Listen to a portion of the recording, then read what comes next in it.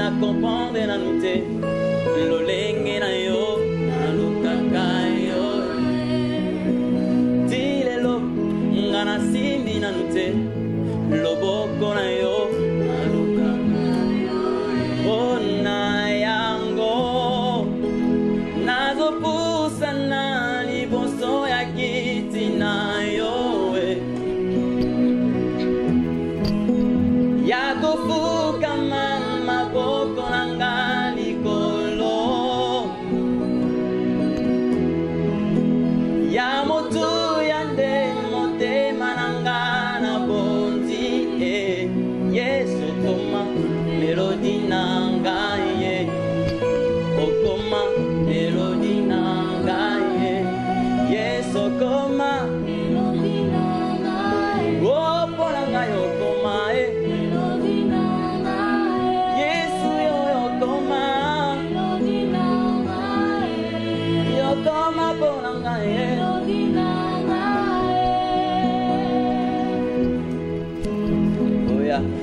Merci Seigneur. Est-ce que Jéhovah de combo na yo na bengela yo? Est-ce que Maranatha de combo na yo na bengela yo? Est-ce que Adonai de combo lingaka? Yesu, est-ce que El Shaddai des combos nos préférés? Est-ce que El Elion des combos na yo? Est-ce que Papa des combos lingaka?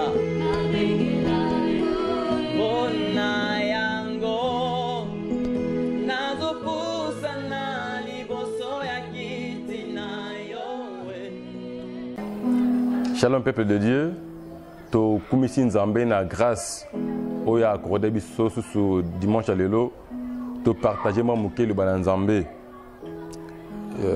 takanti to yebi sali moi mikolo belé to basanza pe belé réalité mukilezo passé et en particulier notre pays bongo mibeko ya bakambia mboka ebongi te to sala susu ba mayanga ndenge to mesana ko sala kasi le bana nzambe et yango ezaka frappé te na babaka mosusu lolengo wana lokola mokili mpe eza mpe susu avancé na technologie tokanisaki kote ya biso lisusu na bamoyen ya télécommunication na ngola nzambe tongaki to partager mwa moke loba na nzambe asi concerne la confiance mais na kopesa mpena teme na suka sikoyo nde ya mateya tokotanga malabana nzambe na livre ya psaume 27 tobana na psaume 27 tobana na première verset kino na 5e na kotanga na français bongo tokomeka mwa moke kointerpréter na lingala bible biboye l'Éternel est ma lumière et mon salut. De qui aurais-je crainte? L'Éternel est le soutien de ma vie. De qui aurais-je peur? Quand des méchants s'avancent contre moi pour dévorer ma chair, ce sont mes persécuteurs et mes ennemis qui chancellent et tombent. Si une armée s'est campée contre moi, mon cœur n'aurait aucune crainte. Si une guerre s'est levée contre moi, je serai malgré cela plein de confiance. Je demande à l'Éternel une chose que je désire ardemment. Je voudrais habiter toute ma vie dans la maison de l'Éternel pour contempler sa magnificence de l'Éternel et pour admirer son temple, car il me protégera dans son tabernacle au jour du malheur. Il me cachera sous l'abri de sa tente. Il me lèvera sur un rocher. Awa ezalaki lo yembo ya David. Tangu David azemba lo yembo oyo sadi moment ya pasi ndezali. Webi tangu mutazana esengo jamais koyemba nzembo ya mawa. Soki mutu pesa na kanda jamais koyemba nzembo esengo. David avait des difficultés a passé un moment très difficile. Tu bien dit un contexte na biso pour exploiter un peu l'expression David Ezala qui a pesé qui bossa Nzambe. Alors l'Éternel Yahweh azali pole nangai mpe lobiko nangai. Nakozala nakobanga na likambo ya nakobanga nani? Yahweh nde azoko simba bomoi nangai. Nani yango ko bangisa nga to kolengisa ngai. Atako bato mabe ba ko pusa na pembe na ngai mpo ete ba panza musuni na ba panza ndoto na ngai. Bango bazali bato bazali ko nyoko na ngai. Pe bazali banguna na ngai. Bango bako ningana pe bako kweya. Atako mampinga eye ko zinga ngai. Motema na ngai ekobanga te loko te. Atako bitumbe ko ya contre ngai. Malgré yango ngana kozala kaka na elikia. Eloko moko ya motuya to makati nazo ko senga Nzambe na lingi kaka na vanda bomo nanga mobimba na ndako na Nzambe. Po ete natala pina malamu bolamu to elengi ya ndako ya Nzambe po natala malamu ndako ya Nzambe lolenge ezali sala ngai sengo. Pamba te akobatela nga na kati na ngombo na yitu na tabernacle to kinango ndengwana po so na mongombo ekeso passe mingi. Akobatela nga to baka na kati na ndako na ye ya bosantu na mikolo ya pasi. Pe akobomba ngai na ebomba melu ya ndako na ye. Pe akotombola ngai likolo na libanga. Nini tolingi to benda awa? Na période oyo mukilizo ko traverser. Gloire à Dieu apone ki biso tous la bat oyo to ko vivre na ekeke oyo na période oyo na siècle oyo na bon moment oyo difficile. O mukimo babazolo blaka likambo moko. Ezali moment difficile oyo to traverser na mukili et en particulier ndenge yo zali wana. Awa David abini. L'Éternel est ma lumière et mon salut. De qui aurais-je crainte? L'Éternel est le soutien de ma vie. De qui aurais-je peur? Bien-aimé dans le Seigneur, mokili eza koningana. Kobanga e koti na batu. Eza batu ya mbongo babani kobanga. Babola bazo banga. Bata mayele bazo kobanga. Bata makasi bazo kobanga. Même bana ya Nzambe bazo kobanga. Mais pour na yo mwana Nzambe adopter attitude oyo ya David. Abi l'Éternel est la lumière de mon salut. Na bon moment difficile, tout est sombre. Même bakondi ya mboka mobimba ya mobimba baza ko tâtonner. Moto na certitude ya ba réalité to passer na azate. C'est-à-dire nyon se s'assombrir côté na molili. Mais si l'Éternel est la lumière de ton salut, David abi nakobanga nani tona banga nini. Vous savez, les scientifiques ba koti na ba laboratoire parce qu'il fait sombre. Ba luka ba yeba nini za ko bombama. Mais l'Éternel est la lumière de ton salut. C'est-à-dire ozaku tukunate nzamba yebi nini za ko bombama ozo ko banga ta mokili. Il y a le bisusu. L'Éternel est le soutien de ma vie. C'est-à-dire, celui qui soutient la vie de David, c'est qui? C'est l'Éternel. Si c'est l'Éternel qui soutient ta vie, Abi, de qui aurais-je peur? Au bang le côté. Parce que ta vie est entre les mains de l'Éternel. Ozana likambo ko banga so ki mokete bien aimé dans le Seigneur. Nalingi obenda o mizongi so yeba oyo non ozali. Ozoko appartenir et pas na nani. Abi atako bato mabe bako ya po ete ba panda ndoto na ngai. Bango baza banguna na ngai baza ko nyoko na ngai balenga kana bango ba telemaka tout droité ba kweya.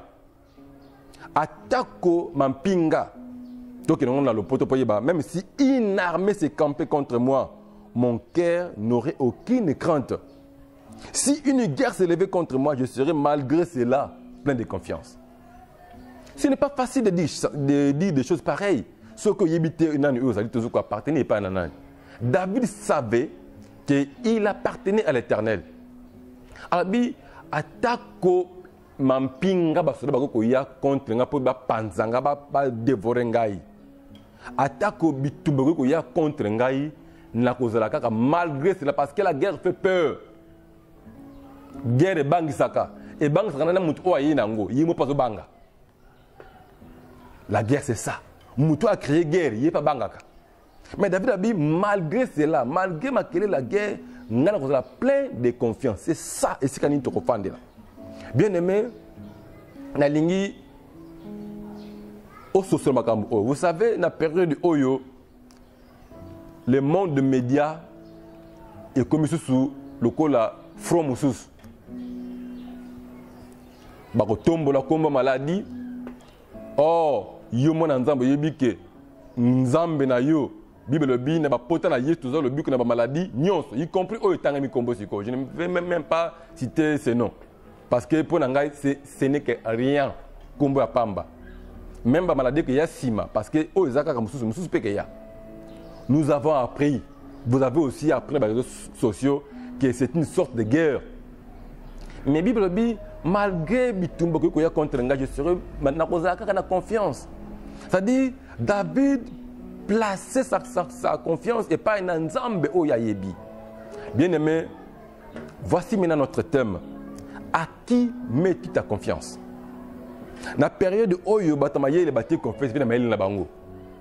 Batu ya mbongo bati pe maele na mbongo na bango. Mais je vous dis une chose, na nyonso wana eloko ko sauver zate. Ni maele, ni mbongo, ni quoi que ce soit. C'est l'Éternel qui sauve. C'est pourquoi moi dans Nzambe kozana ko bangate. Luka o placer confiance na yo beaucoup plus et pas dans Nzambe. Oh yo na ibantanga ki azali lumière ya lobiko na yo. Oko bangate parce que Yahweh Nzambe azali soutient la vie na yo, c'est lui qui soutient ta vie. Tu ne peux en aucun cas ya kozana ko banga. Et pour ko bangate, placer confiance n'est pas dans Nzambe. Ya solo tozoyo ke belé banani balobi boye bakngani balobi boye bakmiso babani ko banga loko le salami be seke bango pe bakozongisa donc l'épidémie qui yaka ke belé. Malgré cela, tu dois toujours avoir la confiance et pas dans Nzambe. David kakawana psalmiste oyo alobi lisusu na psaume 33 towani na 8e verset qui na 22e abi que toute la terre craint l'Éternel, que les habitants du monde tremblent devant lui. Pourquoi? Car il dit et la chose arrive. Il ordonne et elle existe. L'Éternel renverse les desseins des nations, il anéantit les projets des peuples. Les desseins de l'Éternel subsistent à toujours et les projets de son cœur de génération en génération.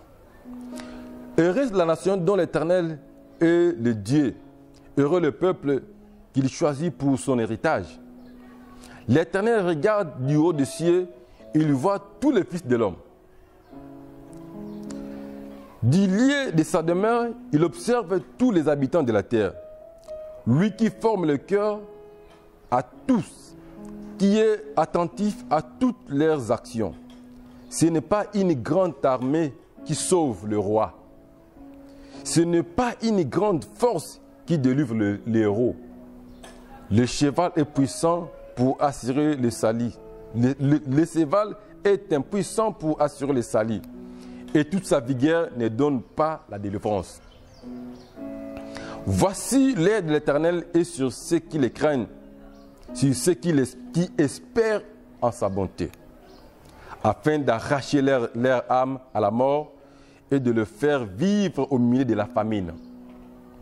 Notre âme espère en l'Éternel, il est notre secours et notre bouclier. Car notre cœur met en lui sa joie, car nous avons confiance en son saint nom. L'Éternel, que ta grâce soit sur nous, comme nous espérons en toi. Okososola penza malamu otuti kotanga. Moyembe abinini abi mokili mobimba bozala na kobanga devant Nzambe bato nti bavandaka na mokili bobanga apesi raison abi pona nini po nzambe soki alobi likambo ekoya ekosalama soki a ordonné likambo wana ekoya koexister alobi Yawe nzambe abebisaka akweyisaka makanisi ya bikolo pe asilisaka nguya ba projet ba peuple. Bien-aimé dans le Seigneur, tokoki ko bombanate ce qui se passe actuellement dans le monde. Ce sont les projets des nations. Ce sont les projets des nations. Aujourd'hui, mukile zala ko ningana. Tokobomba yango te. Quoique, ce sont des signes des temps de la fin. Mais scientifiquement parlant, il y a un projet, il y a une nation, il y a un peuple. La Bible dit, Nzambe a kokwe sango, pe asi sarango makasi sarango nguya. Alors bisuboye, abi mabongisi ya Nzambe yangonde etika la kalibela de génération en génération. Oyo Nzamba loba yango esa masikoyo. Mais les projets des méchants, c'est pour nuire. C'est pour faire du mal à son prochain. C'est ce qui se passe aujourd'hui. Bien-aimé, ne crains rien. Quoique le laboratoire scientifique entre guillemets, quoique spirituellement, ils allaient coordonner dans le monde satanique, la Bible dit, l'Éternel notre Dieu anéantit les projets de méchants. Ne craignez rien. Voici la raison où ça que Tobanga est le côté. Bible dit Yahweh azotala na saison mona bana ya bato makambazo zinga basala. Wutana likolo nzamba zo mona na ye. Et ye mutu asala mitema ya bato ayebi ba nini bazoko kanisa basala. Alobi ezanango mampinga te mutu pesa ka lobiko te ko koya ko bikisa bato. Vous savez, aujourd'hui, la période Oyo, des pays puissants, pays grande puissance, que c'est confié beaucoup plus à l'armée, à l'économie, à l'économie. Mais je vous dis, il y a un peu de ça dans le bico. David a dit, cheval est impuissant pour assurer sa vie. Cheval, en quelque sorte, Nathan a un instrument de guerre. Quoi que vous utilisez pour le instrument, il y a locomotion, c'est-à-dire il y a déplacement. Mais avec instrument, il y a guerre. Armée sauvacati. La puissance humaine n'est rien. Pourquoi je dis ça? La preuve est ali. Bataminine bassassinaka bango ndenge nini. Bazakina ba garde corps. Ba emporter bango ndenge nini. Ba déguster même biloko na bango. Ça dit nyonso on eza pamba mona nzambe zala na kondima pe na confesse pas na nzambe. Okozala nango ndenge nini. Voici ce que David dit.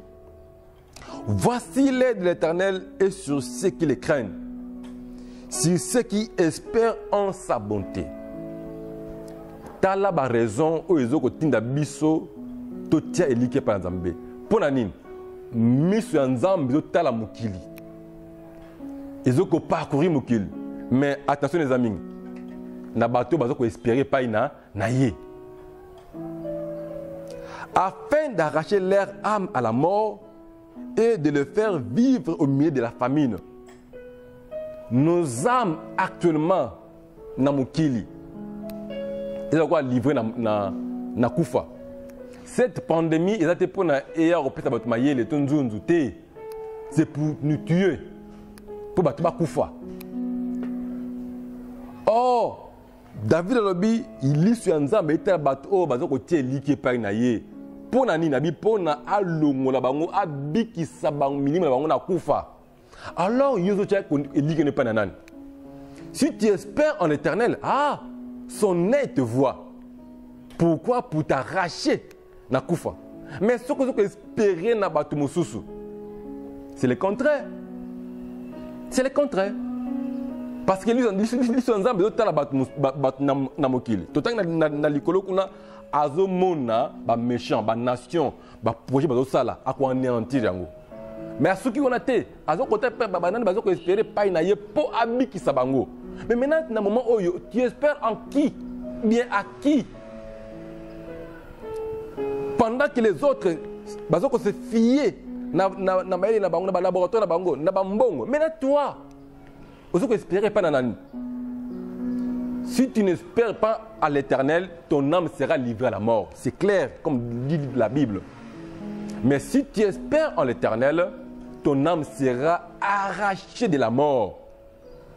C'est pourquoi tu as pleinement raison, il n'y a qu'à espérer pas dans Zambé. En quelque sorte, avoir foi en Dieu. C'est quoi la confiance? Confiance. La confiance, c'est quoi? C'est un sentiment de pouvoir se fier à quelqu'un ou à quelque chose. Ceux qui ne connaissent pas Dieu, ils se fient à Obangabayebi. Ah, ngai grand-mère nanga pesa nga singa na kotia loketo nga malade na ekizwangate. Mais tu vas te rendre compte grand-mère les mots atteint. Et grand-mère bâti en quarantaine et grand-mère peut accoufi. Alors toi qui es le petit maître, au souk là, wapi. Voici, tu as pleinement raison, il y a qu'on se confie pas dans Zambé. Si tu te confies, on se fie dans Eloko. Malheur à l'homme qui se confie à l'homme. Mais si tu te confies à l'Éternel, ton âme sera arrachée de la mort. C'est ça, ce que la Bible dit. Bien-aimé, non seulement ça, David a dit, notre âme espère en l'Éternel. Il est notre secours et notre bouclier. Bien-aimé, nous avons un secours na biso. Dans le moment où tu as secours ya Nzambe. Nzambe aza malamu. Abisa biso kana kufate aussi na nzala. Na verset 19 abi non seulement quoi arracher biso na mort et de le faire vivre au milieu de la famine. Vous savez, nzala essayer de mokili. Nzala yé. Ata yon okufi on parce que nzamba yo sungo yo lia mais nzala c'est koti. Il y a grave pesoya. Mais et si on a monté ce côté qui est pas dans Nzambé, pour Nzambé à vivre même au milieu de la famine, tu vas vivre. À cause de pourvoir et pas nayo. À cause monter été yende Jéhovah Jireh. Tala moto na raison ko singa ya ko se confie pas dans Nzambé. Bible bénine. L'Éternel, que ta grâce soit sur nous. Pourquoi? Comme nous espérons en toi. Dieu est obligé de nous accorder sa grâce. Pourquoi? Parce que nos cœurs espèrent en lui. Mais maintenant, il y a aussi la grâce en Zambé. Tu espères en qui? Il y a une question avec Nathan. À qui mets-tu ta confiance? Bien-aimé, espérez pas dans Zambé. Mokili oto tambola na oto mokitozali yende mungune na biso. David a dit que dans Psaume 27, c'est ceux qui bangune bakoya pa na ngai basalanga mabe. Ceux qui m'ampinge koya baza bangune na ngai pa basalanga mabe. Ba okuya na bango. Le monde ngune na bisa liboso ye wana. Soko tangi mokanda Nzambe na Jean chapitre 15 verset 19, Jésus priait pour les siens, pour les apôtres. Alors bien était tanga sambi pala bango aleni tibanga bitala. Soki bozalaki ya mukili oyo. Mukili ngeli linga bino. Mais lokola bozaya mukilité ndenga ba ina kinga ndingi basani bazoyi na bino. Pe bako ina bino. Tozaya mukili ote, mukili eza ennemi mais liboso makasi mukili. C'est pourquoi nous avons pleinement raison de avoir confiance et pas dans Nzambe qui est dans mukili oyo. Bastis nion so mukili ko bongisa pona ko ko bikisa biso c'est faux. Ils ont malade mora muke ma bébé bomami. Mais ce que Dieu cherche pour nous c'est notre salut. Non seulement le salut physique mais aussi le salut spirituel. Bien-aimé, oyo nzaba bongisa pona biso eza yango. Tu dois avoir la foi. La confiance en quelque chose c'est la foi. Ceux qui osent la condamner pas dans Nzambe te, o se pesa mutema na tamokete. Comme dit la Bible dans Hébreux 11, 6. Bible dit, oh, sans la foi, c'est impossible à se passer Nzambé. Tout ce qui est difficile est possible. Difficile, mais on peut quand même traiter en haut. Mais ce qui est impossible, c'est-à-dire pas moyen de faire quelque chose. Mais ce qui est impossible à se passer Nzambé. Il me repère sa réponse. Bien aimé, tu dois avoir la foi en Dieu. Ndima Nzambe oya pesi bomoy. Nzambe o azana devoir munene yako bikisa milimo na biso. Bien aimé, ako bikisa yo. La période où tu ne seras pas atteint de cette pandémie si tu espères en l'Éternel. Même si ton corps serait atteint, il te guérira. Pourquoi? Je m'excuse. Il est écrit, c'est par ce meurtre-ci que nous sommes guéris de toutes nos maladies, sans exception. Bien-aimé, tant que le lanzala, yokolia. Parce que Bible le dit, moi na ali ko ko fanza kasi moyenge beni azanga lipate. Pourquoi? Parce que nous avons un devoir de laisser yo pe akobatela yo. Autre que nous pour nous connaître le kanti yango oyo, oza la confiance pas dans Nzambe. Au placer confiance n'est pas dans Nzambe, au espérer pas inaye. Ko banga te pandémie oyo et que ça le côté sur le tia qui pas dans Nzambe et tout en respectant aussi les règles barrières. Ko battre le ko dans Nzambe, comme il peut ça rendre non. Tia cache na yo pour se protéger quand même na virus. Ko zanga te ko soka maboko no régulièrement après d'abord ko sala eloko ko sala na maboko na yo. Si vous avez un tambola, vous avez peut-être désinfecter maboko na yo régulièrement na gel hydroalcoolique. Vous avez peut-être nanzila nanzila ils avaient ba kombe belé na kotaka ba kombe te de père qui ne sont pas publicité nango mais ali ebelé ça les yango pote na nenga ba moto boye ou respecter quand même ba règles d'hygiène. Mais vous avez jamais na crainte nango. Celui qui te protège plus c'est l'Éternel ton Dieu. C'est lui ton bouclier. C'est lui ton bouclier. Et il est obligé d'arracher ton âme à la mort. Pourquoi? Parce que tu espères en lui. Et la période Oyo, n'a béni encore une fois, place ta confiance en l'Éternel. Il te sauvera. Il te protégera. Bien-aimé, l'Ilubaya Nzambe, Nde Yangwana, Nzambe apambola biso.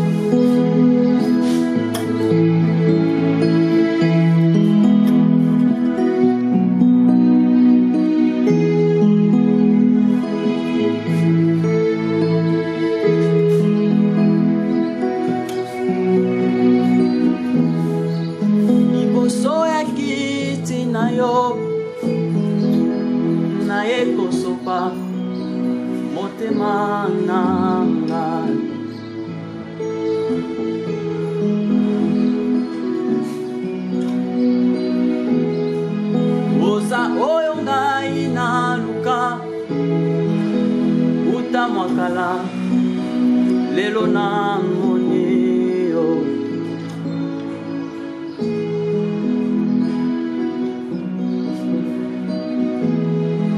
Bobo la mosa le lingai Eti lingai Na emba no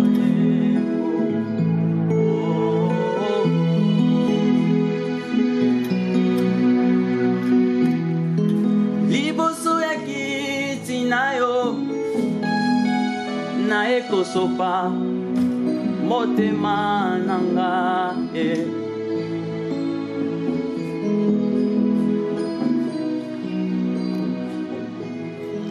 Yonde oyo ngai na luka Utamakala Lelo na monikio Etindi ngai Na emba loye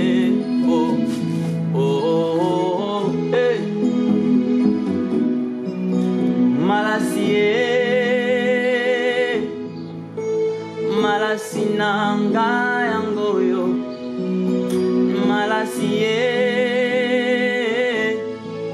malasina ngayangoyo malasina